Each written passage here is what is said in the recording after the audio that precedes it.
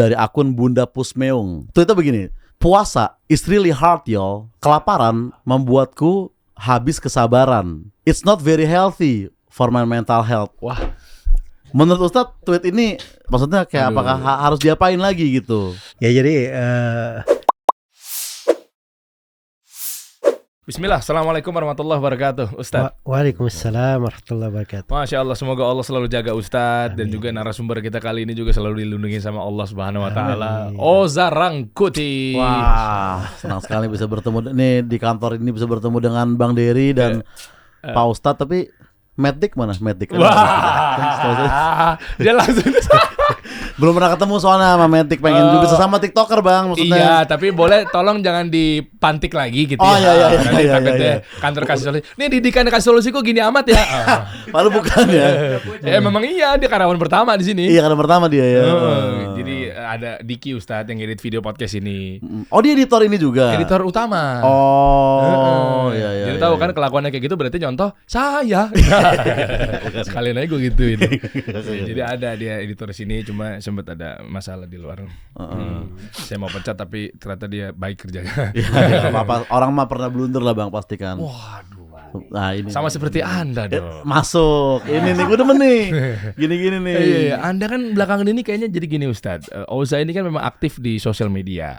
Tapi kok belakangan ini nggak tahu apa blunder, apa kolaborasi, apa jangan-jangan campaign marketing. Nah, ini. Gue ngeliat postingan lu kemarin ribut tuh, lagi puasa-puasa Zat, tapi lu nyerang Erigo. Ini nih, mungkin gue tanya dulu ke Pak Ustadz ya. Ya. Pak Ustadz pernah ngerasain pengkhianatan gak sih Pak? Waduh. Langsung ditembak lah. Luar biasa, adab Anda sekali luar biasa ya. Gimana Zat tentang pengkhianatan tuh? Nanti mungkin Ustadz juga cerita ya. Iya, boleh. Boleh sekalian aja dibuka tentang pengkhianatan. Berarti lu buka itu dulu ya? Iya, jadi merasakan tentang pengkhianatan ya? Itu dulu. Atau langsung ceritanya aja Bang? Boleh ceritain. Oke, jadi nanti Ustadz runut lah satu persatu dari mulai pengkhianatan sampai apa pengkhianatan. gitu. Nah, jadi ini sebenarnya tentang hukumnya pengkhianatan dan pamrih juga, Ustadz. Nih, gue gak ngeklaim gue yang benar dan Erigo yang salah. Gue mau mencari tahu apakah memang gue yang berlebihan atau memang Erigo yang menyakiti gue gitu, ya kan? Gue terbuka nih gitu kan. Jadi pada suatu hari adalah sebuah brand gitu kayak mengajak gue ke luar negeri, Tat. Dan gue merasa kayak wah, terima kasih sekali nih brand ini gitu kan. Saya akan pakai brand ini selama bertahun-tahun biarpun mereka nggak minta. Gue mikir gitu. Dan juga supaya kalau dia ke luar negeri pasti gue diajak lagi dong.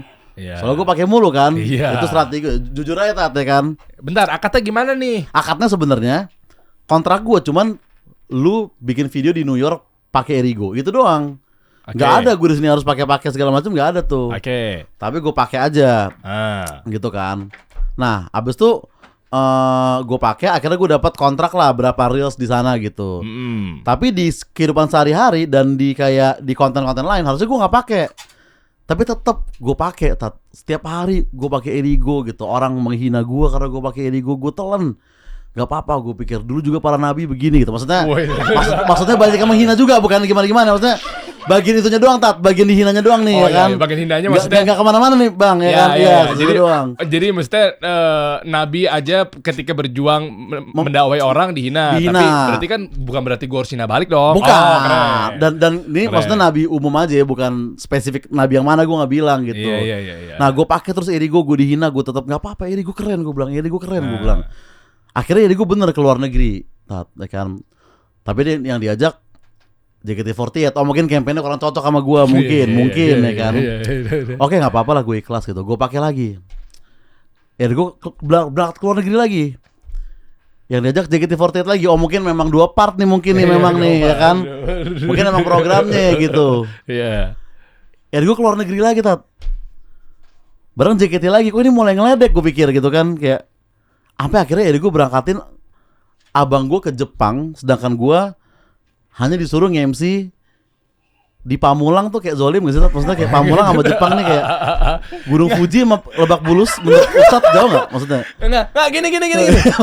Lu tadi udah dijelasin di awal. Iya. Nih kita ngomong as a bisnis lah ya. Bisnis aja, bisnis. Ya. Lah, kan akadnya kan lu mau pakai setiap hari tapi cuma dia menganggap bahwa lu cuma ada sekian doang. Lah, pengkhianatannya di mana? Lah kan dia kan nggak nganggap itu sebuah akad, lu kan ngasih hadiah ke dia. Bener. Nah, terus kecuali lu udah Ah. akad sampai 1 juta kali pakai tapi gua nggak dikasih apa-apa, kan memang berarti kan bonus buat dia. Iya, maksudnya secara kontrak memang mereka nggak salah gitu. Terus kenapa lu bilang pengkhianat? Nah, misalnya gini bang, misalnya ada orang dia setiap hari pakai baju kasih solusi nih, Iya. tanpa lu minta bang, dia pakai itu mulu Iya, gitu di mana-mana gitu.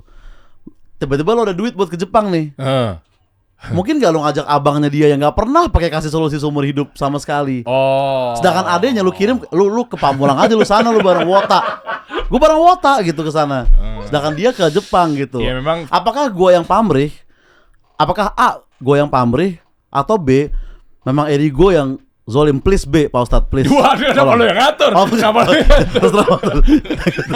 ngatur? Intinya itu bang. Nah menurut lu Iya. gimana tuh? Ya memang secara fitro ya harusnya kan lu kan ke situ ya. Iya kan, Tapi kan kita secara nggak tahu dari hukum syariatnya gimana. nah, kalau secara Iya. pertemanan bro-broan mungkin gua harusnya ke situ kan. Ya gue juga pasti harusnya ngundang orang pakai baju kasih solusi. Iya, sih. tapi kalau Iya. syariatnya kita nggak tahu nih. Iya. Ya Coba, kan? Fadhol Ustaz, Nah. barakallahu fikum. Wah. Ya baik, bismillahirrahmanirrahim. Alhamdulillahirabbil alamin. Wassalatu wassalamu ala al-mab'uts rahmatan lil alamin, nabiyina Muhammad wa ala alihi wa sahbihi wa man tabi'ahum bi ihsanin ila yaumiddin, amma ba'd. Iya. Ya Masya Allah ya, sebenarnya ada beberapa hal dulu ya. Nah, ini Pengkhianatan ini. nih, Ustaz. Sebelum saya jawab beberapa ini poin di apa yang disampaikan tadi. Jadi mungkin begini dulu ya. Saya harus bersikap adil juga kan. Wah. Betul. Marahin Ustaz. Jadi kalau saya ditanya itu berpihak bang kalau itu. jadi kalau saya ditanya sesuatu, kalau itu percekcokan, biasanya tuh saya minta dua-duanya hadir gitu. Oh. Oke. Supaya saya bisa tahu Iya, bukan iya, dari iya. satu pihak aja, dari pihak sana apa gitu kan. Oke. Karena itu saya di sini hanya menjawab pada kadar yang bisa saya jawab yang di luar konteks percekcokan. Iya. Oke. Ya, baik. Terus yang kedua, memang apa ya? Kalau namanya pengkhianatan, itu kan banyak terjadi ya di sejarah manusia ya. Dari semua tingkatan, semua level pernah ada seperti itu. Dan itu bagian dari ujian-ujian.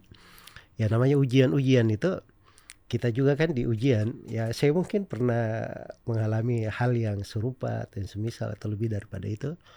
Tapi kan ada hal-hal yang kadang kita anggap itu amalan baik kita kan. Iya. Barangkali orang mendolimi terus kita maafin, atau ini kan gak enak juga itu cerita kan. Iya. Ya jadi hal-hal yang baik itu biarlah kita simpan antara kita dengan Allah Subhanahu Wa Taala. Mungkin dari sudut itu kita bisa memperoleh kebaikan-kebaikan yang lain. Iya.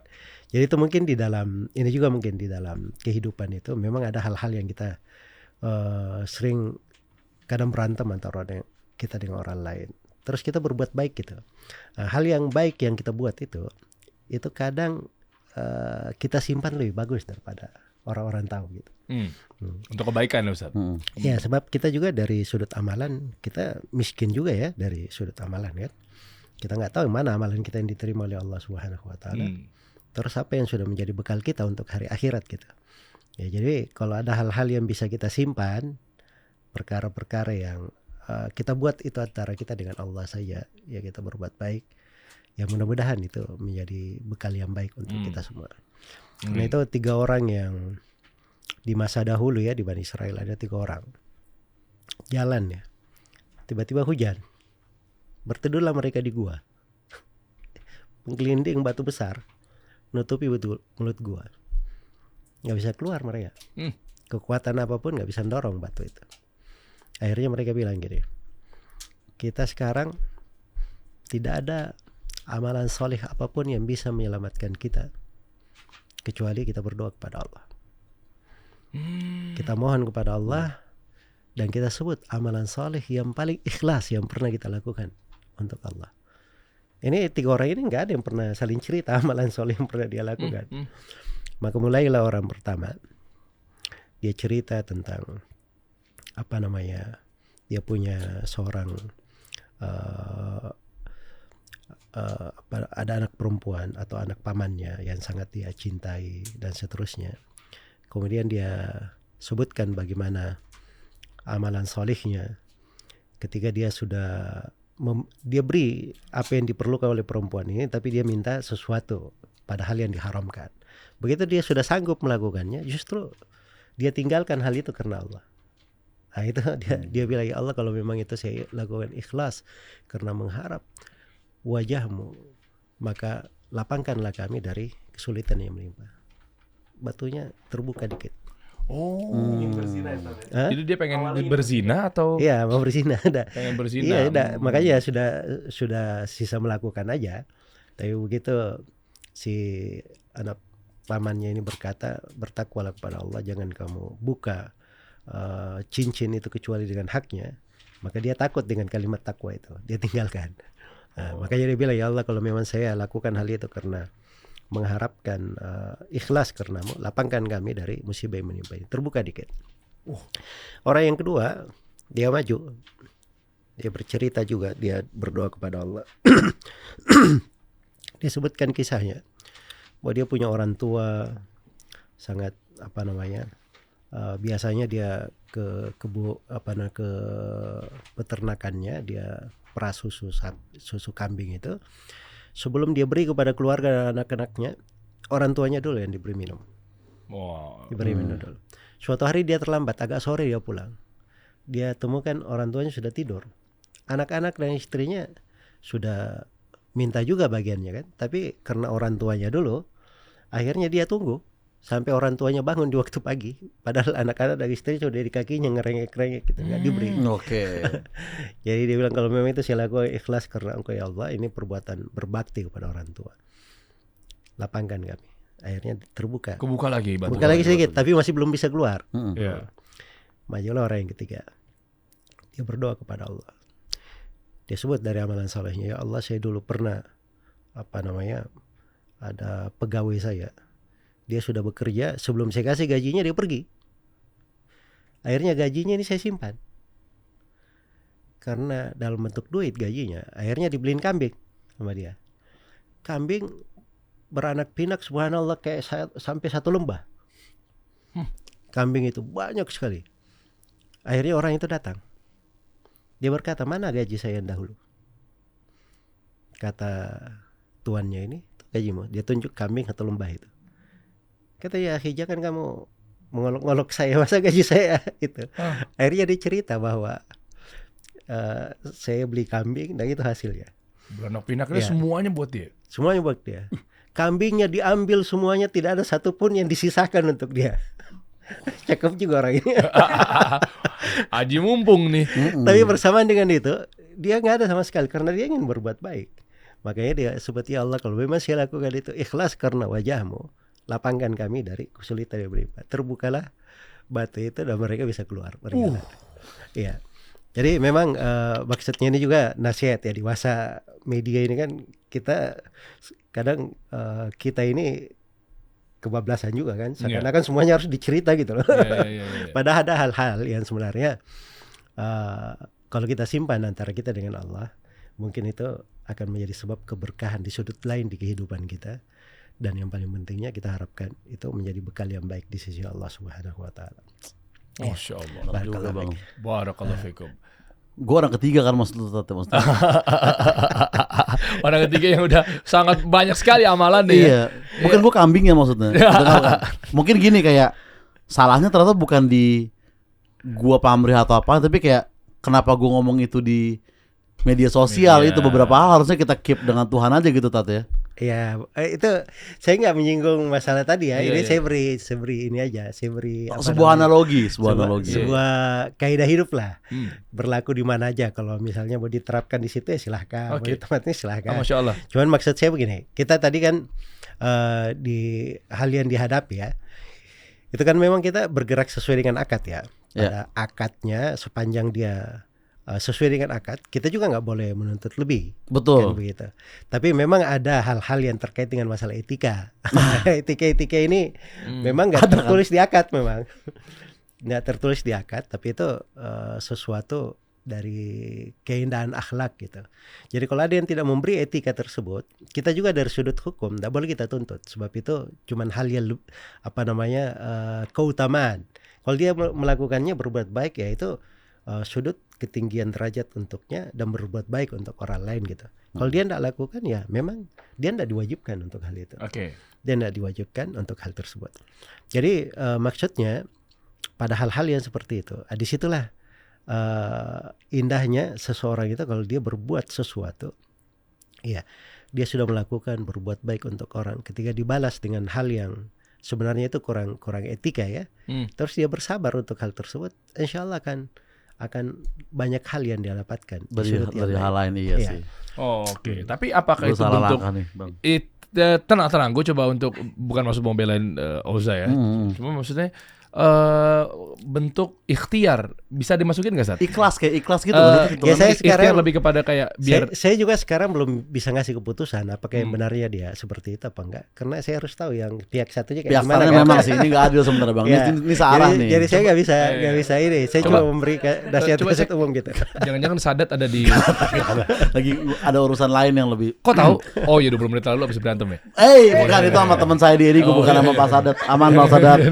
Jangan ya Pak ya. Dia lagi ada urusan lain gitu. Tapi maksudnya adalah kalau memang ternyata ada menyikapi mengenai etika, ikhtiar yang dimaksud dengan Oza itu misalnya contoh sengaja dia ngomong seperti ini agar nyampe, atau itu masuk ke bab yang namanya harusnya nasihatinnya 4 mata atau gimana, Zat? Iya, kalau yang seperti itu ya pribadi aja, karena asalnya dia juga tidak melanggar secara syar'i kan. Dia nggak melanggar berarti. Karena dia nggak melanggar, lu kan ngasih bonus. Berarti gue malah pamer hitungannya gitu Tat ya. Iya, misalnya lu kayak, iya kan emang akadnya yang nyuruh lu pakai tiap hari, tiap saat, tiap detik siapa? Nggak ada sebenarnya memang sih. Kenapa lu jadinya gue harus berangkatin lu ke Jepang? Cuman gara-gara gue pakai setiap hari gitu ya. Iya, berarti kalau mau nasihatin masalah etika harusnya 4 mata gitu saatnya, DM atau telepon. Iya gitu aja, itu kan bukan terkait dengan masalah kewajiban kan, itu hanya menyambung hal yang lebih baik aja. Iya, atau enggak lu misalnya bilang dengan ya udah deh gue nggak pakai Erigo lagi nih, ini gue pakai Oval Research nih ya, kompetitornya gitu kan. Nggak, maksudnya biar dia kayak misalnya ancam-ancam ancam-ancam gitu. Iya, ini gue pakai Oval ya, gue pakai Skaters nih. Iya sih. Jangan, coba tahu gitu. Aku butuh kamu, siapa tahu. Iya, siapa tahu. Tapi sebenarnya saya udah coba gitu, kayak saya berantem di WhatsApp sama bukan Pak Sadat ya, karena dia mungkin udah gak ngurusin ini, tapi kayak orang-orang yang saya percaya di Erigo nih Stat nih, adalah 2 orang itu saya ribut terus dan kayaknya juga nggak ada effort untuk bikin saya untuk baik lagi ke mereka gitu. Kayak ya udah biasa-biasa aja, cuma dikasih alasan kayak sebenarnya gini bla bla bla, alasan-alasan yang menurut kami kurang make sense juga sebetulnya gitu. Nah, kalau Pak Ustadz jadi saya gitu, apakah saya harus maafkan Erigo atau enggak sebenarnya Pak? Wow. Ini langsung aja, pokoknya saya saran Pak Ustadz itu yang saya terapin di real life. Wow, itu aja langsung. Ini Samina Watona nih berarti. Langsung aja. Iya. Gimana Ustaz? Ya di akhlak yang paling bagus itu disebut di dalam Al-Qur'an ya. Idfa billati hiya ahsan. Fa idzal ladzi bainaka wa bainahu adawa ka'annahu waliyyun hamim. Balaslah orang yang berbuat buruk kepadamu dengan kebaikan. Nah, kalau kamu balas dengan kebaikan, dia nanti akan berubah menjadi orang yang sangat sayang kepada kamu, orang yang sangat loyal. Jadi itu pasti. Jadi orang itu betapa banyak ya orang-orang yang tadinya benci kepada Rasulullah SAW, tapi Nabi berbuat baik kepada mereka. Mereka memusuhi Nabi, memerangi Nabi, tapi Nabi ketika berhasil mengalahkan mereka justru dimaafkan.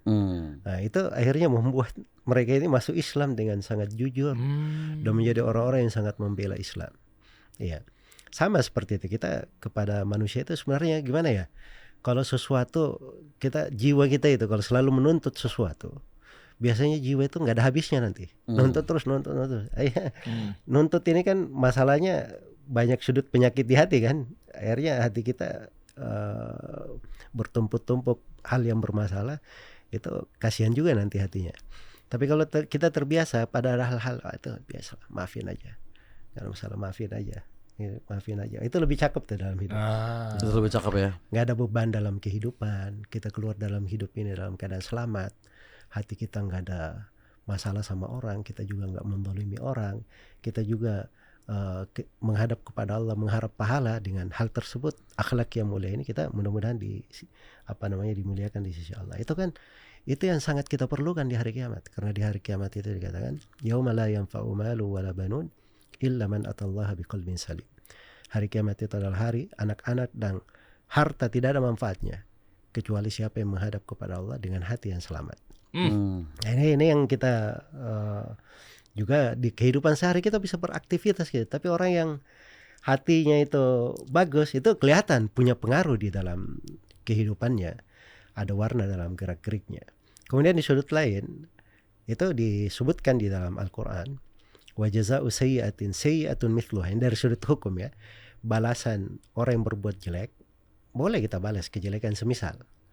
Ya, karena itu kata Nabi SAW di hadits juga, al-mustabbani ala maqala fa'alal badi ma lam ya'dil madlum. Ada dua orang yang mencela. Ini si fulan mencela si si A mencela si B mencela si A.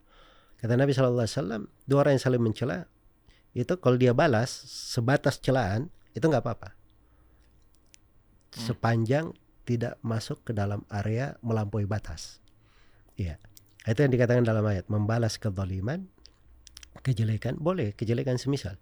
Tapi faman afa wa aslaha fa ajruhu 'ala Allah. Siapa yang memaafkan dan mengadakan perbaikan, pahalanya ditanggung oleh Allah. Lebih besar lagi pahalanya. Ini bukan sudut pembolehan aja, tapi pahala ditanggung oleh Allah. Itu bahasa itu kalau misalnya bilang pahalanya sudah ditanggung oleh Allah. Kira-kira kayak gimana ya? Allah yang memberi rezeki seluruh makhluk ini, pahala kita ditanggung oleh Allah gitu. Nah, itu kan luar biasa sebenarnya pahala. Jadi memang maaf itu akan selalu lebih bagus. Pada sebagian hal dalam kehidupan ini memang ada namanya perkara nggak perlu kita perhitungkan, nggak perlu kita perhatikan gitu. Justru kalau kita perhatikan itu memberi beban kita di dalam hidup. Hidup ini sudah banyak tanggung jawab ya. Kita pikul harus kita laksanakan. Tambah lagi beban-beban nggak penting itu kita pikul juga. Susah juga ya. Kadang sebagian beban itu ringan ya. Ini sekarang pegang ini ringan nih. Tapi kalau ini kita pegang terus 1 jam, ini berat juga ini. Jadi pegal juga tangannya kan. Padahal sebenarnya ringan. Itu kita nggak rasa tuh hal-hal yang ini tadi nggak apa-apa deh, sikat. Tapi begitu lama, akhirnya bebannya di kita itu luar biasa juga.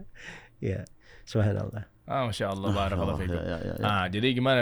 Perdana lu bisa saatnya minta maaf langsung ke depan kamera. Masih berat, masih kayak butuh waktu kayaknya Bang, butuh waktu. Lu jangan langsung banget sekarang kan, masih terlalu anget juga lukanya soalnya. Jadi butuh proses lah, butuh lu proses. Lu kayak Genzi lo.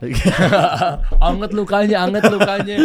Nanti pada waktunya yang tepat gua akan coba untuk membuka ya pintu maaf kepada brand tersebut, karena gimana pun kan kebaikan mereka ke gue juga sebenarnya banyak juga harus diakuin ya kan.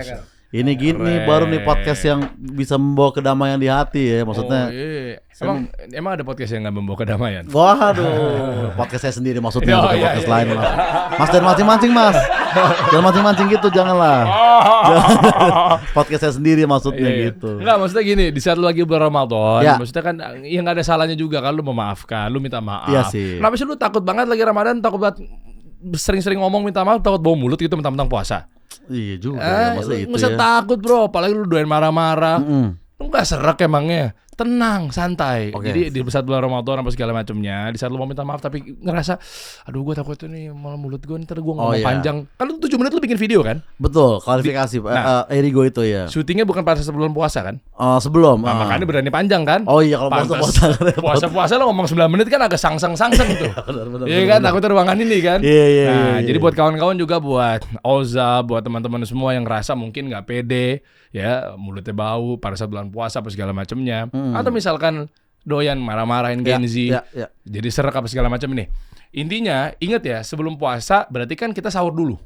Nah, jadi di sini ingat harus sahur dulu, lalu kumur. Jadi pas lagi misalnya istilahnya sahur nih, mau sebelumnya atau setelahnya kan habis makan tuh, lu tinggal kumur nih. Pakai namanya Betadine mouthwash and gargle. Jadi tinggal dikumur. Nah ini nih, ini yang versi besarnya, itu versi yang kecilnya. Ya, jadi insya Allah mengatasi gejala awal sakit tenggorokan dan bau mulut ya saat berpuasa itu aman semuanya. Jadi buat teman-teman semua di rumah juga, kalau nanti misalnya pas buka puasa gitu kan, biasanya kan di luar rumah nih kan biar praktis bawa juga Betadine throat spray. Antiseptik semprot yang khasiatnya juga sama. Nah, jadi kemana-mana simpel nih yang ini nih. Tinggal seret. Tinggal semprot aja, cepret, aman. Ya. tinggal simple, bisa dikantongin, kantong baju, kantong celana dan lain sebagainya, kemana-mana mudah, tinggal dibawa aja nih, ya, yang betadine throat spray, oke? Nah, habis buka puasa biasanya kan pada dihajar makanan-makanan yang berlemak misalnya, ya kan, mulut jadi bau rendang, Nah, macem-macem tuh, udah nggak karuan tuh istilahnya. Nah, itu nggak perlu khawatir, pas lagi mau bukber, lagi mau meeting sama teman-teman dan lain sebagainya, aduh, simple deh, tinggal pakai aja semacam permen doang. dikunyah doang gitu ya. Iya, jadi kayak tablet isep. Oke. Los Angeles. Los Angeles. Ya, jadi namanya istilahnya betadine Los Angeles. Jadi bukan betadine lah kalau istilahnya nggak ada solusinya. Ada betadine Los Angeles yang kayak gini nih. Ini yang rasa mentol, ya. Ini ada yang beda rasa lagi tuh. Nah, ini yang orange. Orange rasa Nah, jeruk. betul. Jadi permen ini adalah pelaga tenggorokan dengan mentol, ya, eukaliptus dan juga bikin seger mulut lo. Oke, jadi cuma betadine yang punya rangkaian lengkap, proteksi ekstra rongga mulut, ya, hidung hingga tenggorokan. Jadi sedia betadine mouthwash, throat spray yang tadi gue jelasin, dan juga yang Los Angeles saat selesai sahur dan setelah berbuka puasa. Oke, untuk mengatasi sakit tenggorokan, sariawan, bau mulut dan gusi bengkak, semuanya diatasi sama betadine. Tuh, jadi lu bisa minta maafnya pede. Dengan santai dan plong, sariawan juga sembuh gitu ya, ibaratnya ya. Itulah. Gitu. Silakan kalau memang mau ada unek-unek lagi, mumpung ada Ustadz di sini. Oke, tadi soalnya itu dari Zof tuh. Gue tapi akhirnya dapat solusi beneran tuh Bang oke. tuh. Nah, Ya. Sekarang tinggal Gen Z belum ada solusinya kan? nah kalau Gen Z jadi memang gue nah, ini aduh. Kayaknya berat banget. Sebenarnya tanggung jawabnya terlalu besar untuk Ustadz kalau untuk memberesi Gen Z ya, maksudnya kayak Kayaknya hidupnya deh, kayaknya di dunia tuh salah Iya, aja. iya, iya, iya. Kenapa sih nama Gen Z? berat. Nah, kenapa? jadi saya ada, mungkin kalau saya jelaskan panjang lebar itu mungkin Ustadz kan panjang tuh dan terlalu banyak informasi kan Bang. Jadi ini ada satu tweet Gen Z yang gue simpen. Ini udah gue kayak archive dan kayak ini udah lama sebenarnya. Tapi waduh bentar ya, saya scroll ulang ya Pak ya. Lama dong buka Twitter lu loh. Enggak di IG saya pernah post dulu. Saya pernah post dulu. Tentang apa? Sambil gue mau tahu dulu, ntar gue Oke. baca. Jadi ini adalah quotes yang satu quotes ini, satu tweet ini bisa bikin Ustadz tergambar. Oh Gen Z tuh seperti ini. Oh. Gitu. Daripada gua harus jelasin panjang lebar kan. Mendingan langsung dari orang yang udah mengucapkan seperti itu. Iya. Itu generasi Z tuh. nih. Gen Z itu umur berapa sih berarti sekarang? 20 sampai 25 itu Gen Z. Secara term sebenarnya 97 kalau nggak salah ya, 97 sampai berapa gitu. Nah, Coba sih. jadi Gen Z itu rumit, tapi ini gue bacain aja nih Bang. Boleh baca ya. Quotes yang akan menjelaskan ke Ustadz seperti apa generasi Z ini. Wah. Oke. Oke. Ini dari akun Bunda Pusmeung. Bunda Pusmeung, oke. Iya, oke. Oke, dengan namanya Karina Trades, ya kan. Emang nggak pernah pakai nama asli mereka tuh. Oh gitu. Ya, Iya. soalnya buru-buru nama asli, sifat aja palsu gitu. Wah. Jadi anak-anak muda dia. ya di Twitter begini. Puasa is really hard y'all. Tuh depannya gitu. Puasa is really hard y'all. Kelaparan membuatku habis kesabaran. It's not very healthy for my mental health. Wah. Puasa sangat susah. Iya, yo, puasa itu susah. Dia tuh ngeluh, Stad. Puasa itu susah loh. Kelaparan, lapar bikin aku habis kesabaran. Ini nggak sehat buat mental health aku gitu. Padahal tuh perintah agama. Agama iya gitu. Dan Ada kenapa di rukun Islam juga gitu Dan, ya. Itu dibantah sama dia. benar, dan- Gen Z itu ya. kelaparan kayak gue sih belum pernah dengar ada hubungan antara lambung sama mental health ya sejauh ini, Iya, tapi iya, mungkin iya. ada di mereka gitu ya kan. Menurut Ustadz tweet ini apa Tat? Maksudnya kayak apakah harus diapain lagi gitu? Sebenarnya Ustadz ini nambahin lebaynya aja Iya. Ustadz ya. Tapi kalau menggambarkan anak-anak muda ya, jadi inget kisah waktu di zamannya pimpinan Ali bin Abi Thalib radhiyallahu anhu, anak-anak muda yang menggebu-gebu, ya kan. Jadi anak muda emang problem kayaknya dari dulu. Dari zaman Nabi udah bermasalah juga anak muda ya. Nah makanya kita lihat, nggak semua anak muda ya. Oh iya, nggak semua anak muda. Ada mungkin beberapa. Tapi rata-rata memang itu ceritanya memang anak muda sih, Iya, memang ngeselin sih. Walaupun saya sih nggak kebayang di zaman Rasul ada orang di Saudi gitu kayak naik onta puasa is really hard y'all gitu. Saya nggak kebayang. Kalau Itu bahaya banget. Iya, kan nggak kebayang, kan? Sahabat-sahabat tuh ya. iya makanya mental health masa mental health Tat, yang bikin orang nggak puasa kan kayak bro lu batal kenapa? Aus, lapar bukan? Anxiety kan aneh kan maksudnya. Orang juga bingung gitu pas di rumah kan. Ini kita harus luruskan nih. Kita teruskan Tat. Naik otak. Iya kan? Ketemu Umar bin Khattab gimana ya ngomong gitu ya. Insyaallah fadal Ustaz, barakallahu fikum. Ya pertama itu kan cuman apa namanya, satu orang ya. Jadi kita nggak bisa juga mengatakan Gen Z ini semuanya kayak gini gitu. Oke. Iya sih. Nanti kita- Iya sih. Betul. Tapi kalau mau sih ada 14 lagi contoh. Enggak usah, udah kan lama-lama. Enggak usah lama. Tapi emang iya sih, Ustaz. Itu nggak mewakili semuanya ya Tat Tidak ya. mewakili semuanya. Tapi masalahnya banyak, Ustaz. Lumayan Tat Saya sejujurnya ngerasain Tat. sih Iya, memang. lu juga lihat kan Bang Lihat. di sosmed kan. Iya, betul. Ya jadi pertama itu hidupnya itu di mana, kebiasaannya kayak gimana. Itu kan mempengaruhi semua dari gaya bicara, kemudian bagaimana dia menyikapi perkara-perkara. Ya kalau para sahabat kan mereka dari anak-anak muda sahabat itu kan hidupnya terbimbingnya sama orang-orang yang mengukir sejarah gitu. Oke. Jadi wajar gitu dia muncul, ya masya Allah ya. Orang kewajiban pergi jihad umur 15 tahun, dari umur 13 tahun sudah rengek-rengek mau ikut gitu. Itu kan sudah ada anak muda gitu. Saya pengennya untuk berjihad ya. Iya betul. Dan anak-anak muda itu dikatakan oleh Jarir, kunna indan Nabi sallallahu alaihi wasallam wa nahnu fityanun hazawir. Kami berada di sisi Rasulullah sallallahu alaihi wasallam dan kami adalah anak-anak muda yang kuat-kuat, sudah mendekati balik gitu. Kata beliau, fata'allamna al-iman qabla an nata'allam al-Qur'an. Kami belajar iman sebelum belajar Al-Qur'an. Thumma ta'allamna al-Qur'an fasdatna bihi imanan. Kemudian kami belajar Al-Qur'an, tambah, akhirnya kami bertambah keimanan. Nah, ini mana-mana keimanan ini yang kalau di pertanyaan seperti itu kurang ya, mana-mana keimanan. Sebab kalau keimanan itu kuat, justru puasa itu akan menjadi tantangan untuknya. Walaupun dia berat ya. Dia berat. Wah, ini perintah Allah ini. Ya, saya harus coba untuk menahan dahaga di dunia ini. Gimana kalau saya berdiri di hari kiamat, satu harinya seperti 50.000 tahun? Nggak ada warung bakso di pinggir. Ya. Bisa 50.000 tahun. Nggak ada. Apalagi ada rumah makan Padang. Nggak ada. Mau dapat di mana gitu kan? Jadi kalau itu kan keimanan semuanya kan. Jadi kalau hal tersebut biasa dia dengarkan atau di seputar itu dia baca, nah itu kalimat-kalimat itu terukur gitu. Dia tidak berucap hal-hal yang apa namanya. Sebenarnya kadang sebagian ucapan itu bisa membahayakan juga ya pada sebagian ucapan. Ya, karena itu kata Nabi SAW, ini ucapan bukan terkait dengan masalah mengkritik agama. Ini ucapan terkait dengan orang, dia belum memperjelas gitu. Kata Nabi SAW, innar rajula la yatakallamu bil kalima la yatabayyanu fiha yazillu biha ilan nar ab'ada ma bainal masyriq wal maghrib. Seorang lelaki kadang dia berbicara dengan kalimat belum dia perjelas. Kalimat ini menyeret dia ke neraka sejauh timur dan barat. Ini satu kalimat terkait dengan berita belum dia perjelas. Apalagi kalau kalimat tersebut mengotak-atik masalah agama, mempermasalahkan syariat-syariat. Wah, itu lebih besar lagi. Hal-hal yang seperti itu. Iya. Karena itu pernah orang yang berkata, dia lihat ini juga ini masalah sebagian orang ya. Dia lihat ada anak muda atau ada orang jatuh dalam dosa. Setelah itu jatuh dalam dosa lagi. Dinasihati sama temannya, ahli ibadah, temannya ini ahli ibadah. Kamu bertakwa kepada Allah, istighfar, bertobat. Tapi yang dia jatuh dalam dosa terus. Akhirnya temannya ahli ibadah ini berkata kepadanya, demi Allah, Allah tidak mengampuni kamu. Itu kan kalimat besar kan? Allah berfirman, man dzalladzi yata'alla alayya al-aghfira li fulan.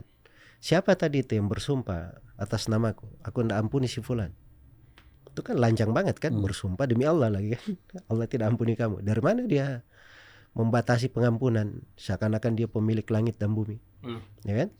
Maka Allah berfirman, siapa tadi yang bersumpah atas nama aku bahwa aku tidak ampuni si fulan? Persaksikan aku telah ampuni si fulan pendosa itu. Adapun kamu tadi yang berkata aku tidak ampuni si fulan, aku telah hancurkan amalan-amalanmu. Ya Allah, berbalik tuh. Ya. Jadi maksudnya itu memang sebagian kalimat itu, ini generasi muda kita ya, itu harus diukur kalimat-kalimat itu.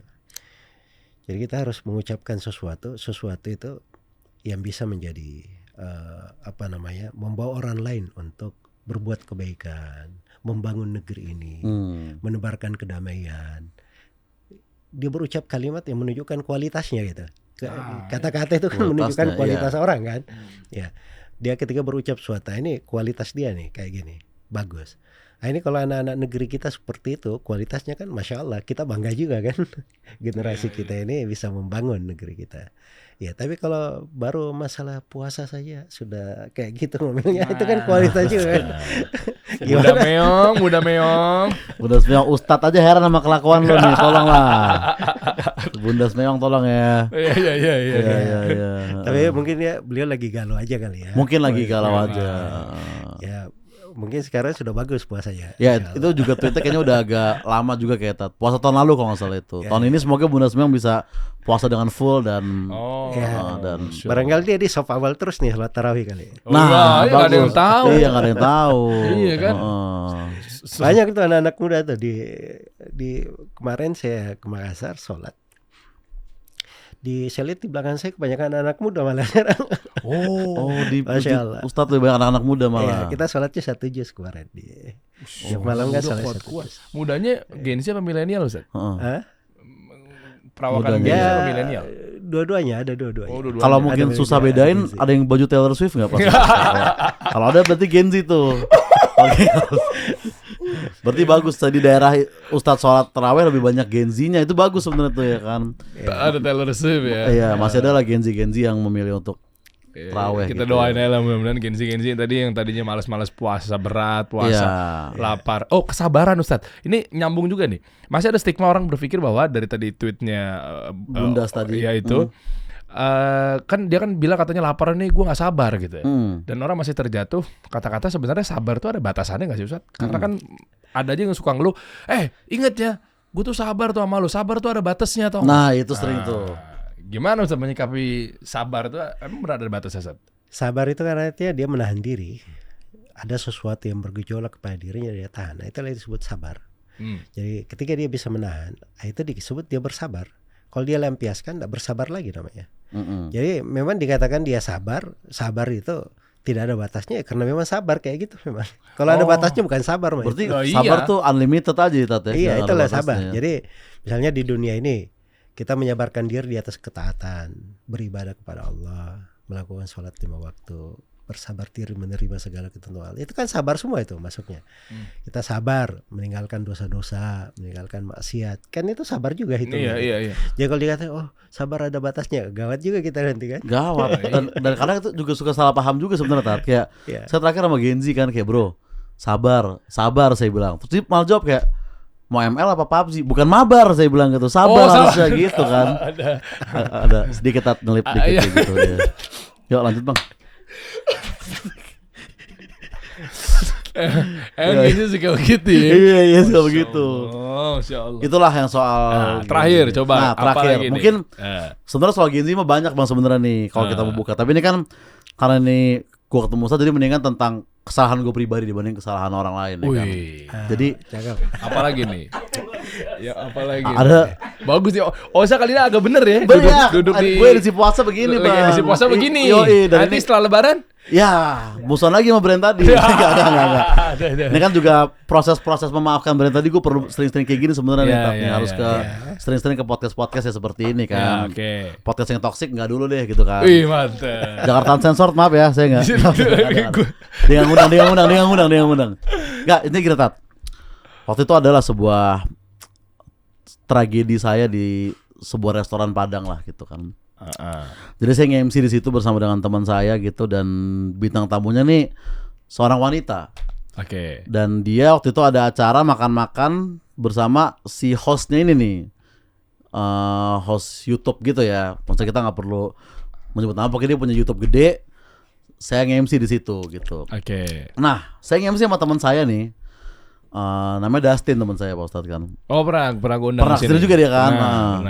Nah tiba-tiba ada omongan saya yang mungkin terlalu kasar gitu yang terlontarkan kepada wanita tersebut yang ada di situ. Nggak sengaja nih? Nggak sengaja Bang. Tapi memang gue ngomong.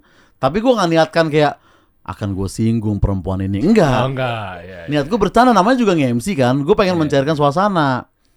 Nah mungkin pada waktu itu kayak offside aja gitu, kayak Terlalu improve. kelepasannya terlalu improve. Heeh. Dan pada waktu itu wanita ini kaget, si pemilik channel kaget, dan partner saya juga blow on, gak bisa menolong pada waktu itu. Tapi Iya, intinya iya. udah susah juga kan, dia juga panik juga di situ. Nah akhirnya acara selesai, saya minta maaf lah sama perempuan ini. Saya minta maaf kepada perempuan ini dulu, terus saya minta maaf ke si pemilik channel, terakhir ke Dustin kayak maaf Pak Dustin kalau tadi saya offside gitu-gitu. Nah mereka bertiga memaafkan lah, dan semua terjadi, kita pulang dengan damai-damai aja. Oke. Sampai kita pulang dan buka Twitter, Pak. Nah di situ saya udah dimaki-maki dengan omongan saya tadi gitu. Orang tuh pada tersinggung Loh, emang semua. apa live? Live di YouTube-nya tadi ini. Oh, live. Tapi udah kan re-upload terus udah di take down, Bang. Tapi udah banyak yang nge-save gitu. Nah semua marah-marah itu sebenarnya udah kasusnya udah selesai lah. Tapi yang mau saya tanyakan, apa hukumnya kalau kita genuinely tidak sengaja untuk menyinggung orang gitu? Saya nggak ada niat untuk bikin orang marah pada waktu itu. Tapi kenyataannya kan memang orang ya marah beneran, dan perasaan marah pun valid kan. Mungkin dia memang sebel, mungkin cewek ini idolanya dia, kok gue ngomong kayak gitu. Reaktif lah pasti. Reaktif kan. Nah tapi itu bukan niat saya dari hati, tapi itu hasilnya gitu. Apakah kita dinilai dari niat kita atau hasil yang kita tayangkan? Jadi bagaimana hukumnya ketika kita kelepasan? Kan kita nggak sengaja, manusia kan pasti punya salah ya. Iya. Tapi apakah memang itu hukumnya dosa dan Nah menyinggung perasaan itunya orang? iya kan. Terus harus gimana tuh? Kalau saya niat mungkin saya dosa lah Tata. Misalnya kayak gue mau bikin nih cewek sebel nih, itu kan udah jelek tuh. Ini benar-benar nggak ada niat gitu ibaratnya. Tiba-tiba dihajar tuh, di apa ya? Diserang lah. Iya, dan sampai sekarang saya ya masih agak trauma makan Padang jujur gitu. Apa hubungannya? Itu restoran Padang waktu itu, restoran Ya nggak ada Padang. hubungannya, lu kan nge-MC. Apa? Kenapa jadi lo nggak perlu motong begitu ya. rezeki orang yang jualan nasi Padang? Intinya udah tuh saya di head pada waktu itu. Nah itu hukumnya gimana tuh Tato? Saya hanya keceplosan loh, saya nggak ada niat gitu. Oh, Masya Allah. Ya baik, jadi begini ya. Jadi ada sesuatu itu antara kita dengan Allah Subhanahu wa taala. Antara kita dengan Allah itu paling mudah itu. Karena Allah Subhanahu wa taala Maha Pengasih, Maha Penyayang. Tapi kalau antara kita dengan makhluk yang lain, dengan manusia, dengan makhluk Allah, akhirnya menjadi masalah dia. Nah, Itu yang menjadi masalah. Jadi memang dahulu itu dikatakan begini. Zillatul alim, zillatul alam. Ketergelinciran seorang alim itu ketergelinciran seluruh alam. Karena kalau si alim salah, itu beda kalau kita yang salah. Kan santai-santai aja kan, orang gak lihat kita apa segala macam. Tapi kalau si alim salah, pengikutnya banyak. Kalau dia ngikutin kesalahan itu, kan akan repot kan ya, si alimnya. Jadi alam yang bergejolak. reaktif, Ya, jadi maksudnya kenapa si alim ini kekeliruannya, padahal dia keliru loh, bukan disengaja. Kadang bukan disengaja, keliru tapi diikuti oleh banyak orang. Beliau sudah berijtihad mungkin tapi salah, diikuti oleh banyak orang. Akhirnya terjadilah hal-hal yang gak bagus gitu. Nah, kenapa seperti itu? Karena beliau ini panutan. Nah, itulah masalahnya ini public figure ini kita harus tahu posisi dirinya gitu loh.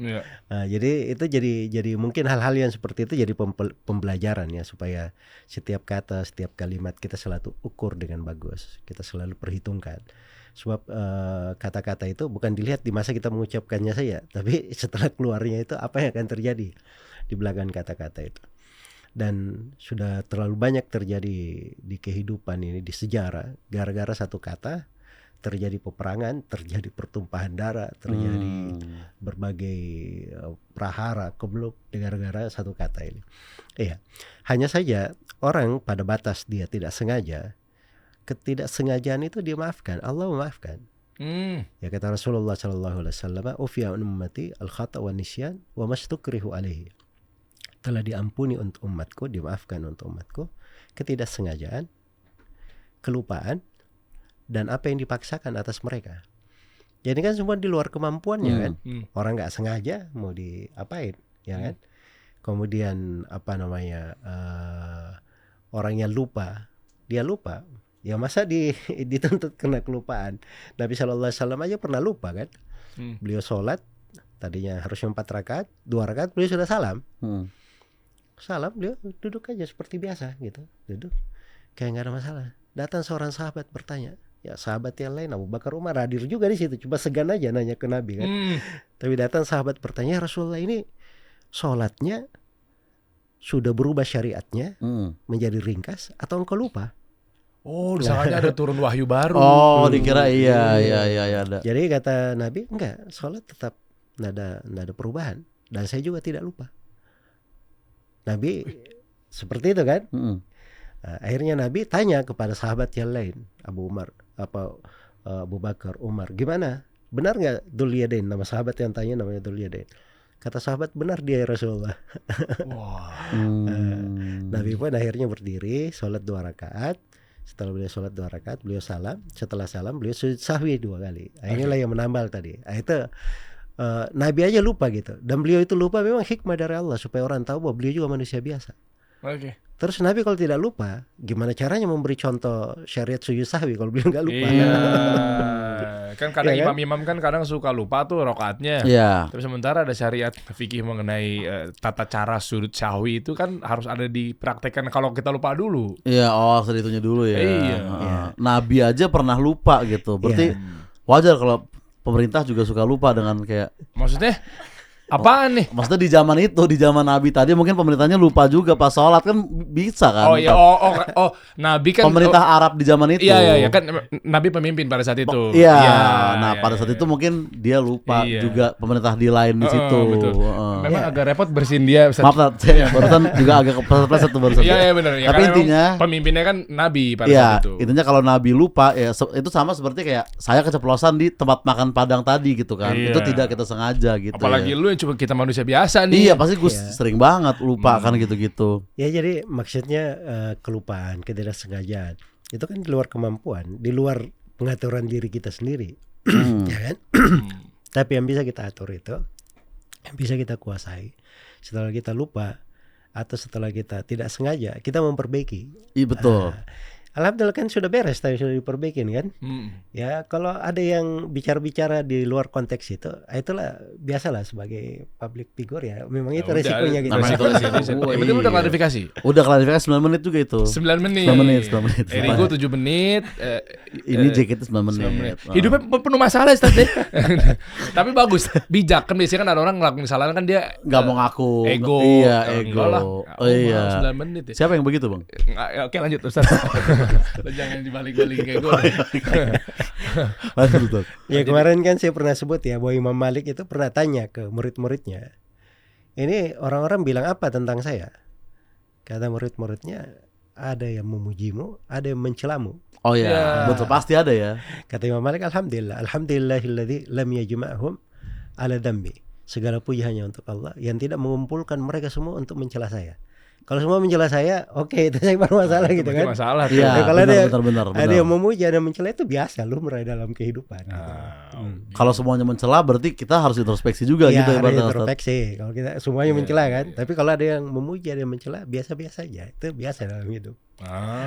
Gak bisa semua orang kita bikin suka sama kita ya Tat ya. Baru satu brand gak jadi tolak ukur, bukan berarti lu dibenci sama brand clothing. Iya, gak juga satu brand ini aja gitu kan. Betul. Dia tidak mewakili nilainya ya Tat ya. Masya Allah, jadi tetap dipakai bajunya ya. Nanti kita proses dulu Bang, penyembuhan dulu kan. Kalau gengsi lo.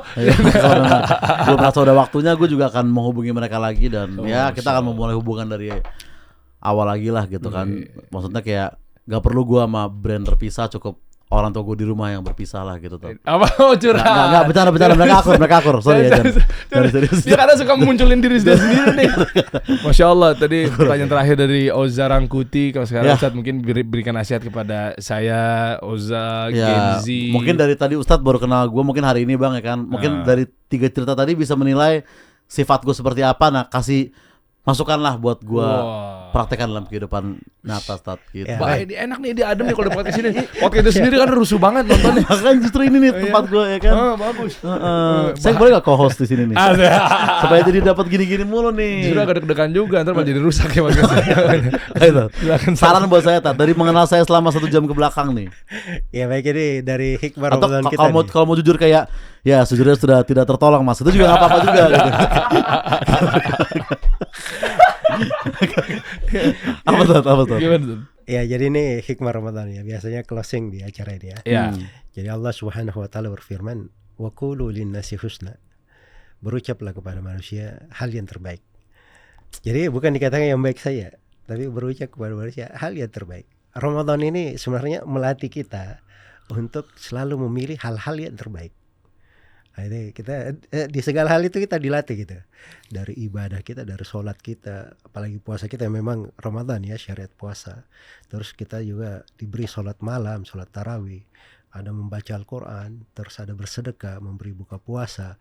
Nanti ada malam Lailatul Qadri, ada itikaf, ada zakat fitri, macam-macam di bulan Ramadan ini. Itu membuat kita selalu melihat bahwa ada sebuah makna yang penting dalam hidup. Kita memilih yang terbaik. Kita berucap kepada manusia hal yang terindah. Kita memberikan untuk orang hal yang paling bagusnya. Kita ketika membantu orang, kita berikan hal yang paling maksimalnya. Nah itu kalau kita terbiasa dengan hal yang seperti itu akhlak mulia yang insyaallah ta'ala akan membimbing kita selalu membentengi kita berada di atas lingkaran atau tetap di lingkaran kebaikan. Ya. Keluar-keluar itu biasa tuh, semua manusia kayak gitu kan, ada tabiat-tabiatnya, kadang keluar, kadang berlebihan, kadang ini. Tapi sepanjang ada akhlak-akhlak yang dia pegang, pegangan-pegangan hidup yang dia jalani, itu yang sebenarnya menjadi pembimbingnya, mengarahkannya, yang membuat dia stabil di dalam kehidupannya. Masya Allah. Barakallahu fiik.